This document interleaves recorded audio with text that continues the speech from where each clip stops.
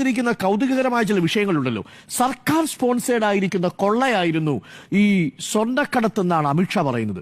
അപാരമായ തൊലിക്കെട്ട് വേണം ഇപ്പോഴും പറയാൻ. ആഭ്യന്തര വകുപ്പാണ് അമിത്ഷാ കൈകാര്യം ചെയ്തത്. ഈ കേസ് ആരുടെ പക്കലായിരിക്കുന്നത്? ദേശീയ അന്വേഷണ ഏജൻസിയുടെ കയ്യിലാണ്. എത്ര വർഷമായി സുജയ കേസ് തുടങ്ങിയിട്ട്? 5 വർഷമായി.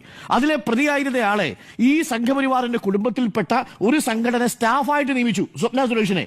ഇതൊക്കെ കേരളം കണ്ടുകൊണ്ടിരിക്കുകയില്ലേ? ഇനി സ്വർണ്ണക്കടത്ത് എന്ന് പറഞ്ഞുകൊണ്ടോ ബിരിയാണി ചെമ്പെന്ന് പറഞ്ഞുകൊണ്ടോ ഏതെങ്കിലും തരത്തിൽ ഈ കേരളത്തിലെ വോട്ടർമാരുടെ അടുത്തേക്ക് ചെല്ലണമെങ്കിൽ അപാരമായ തൊലിക്കെട്ട് വേണം.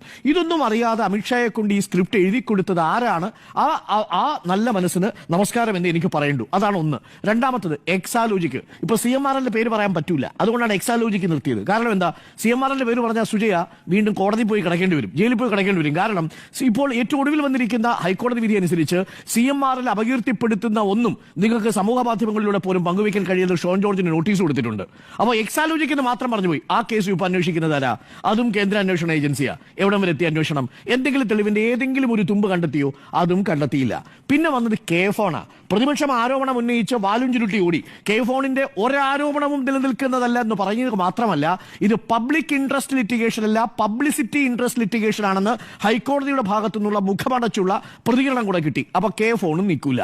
പിന്നെ ഏതാ കേസ് പറഞ്ഞിരിക്കുന്നത്? എക്സാലോജിക്ക്, കെ-ഫോണ്, പിന്നെ